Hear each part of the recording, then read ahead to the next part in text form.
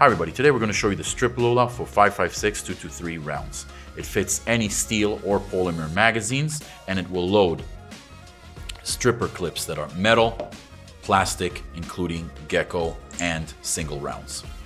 Let me show you how easy it is to load your magazine with the StripLULA. Place the StripLULA on the back of the magazine. Take one of the stripper clips, insert it into the StripLULA just like this. Hold it firmly at the back as shown.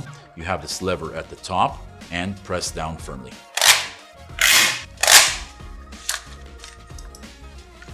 You can insert single rounds.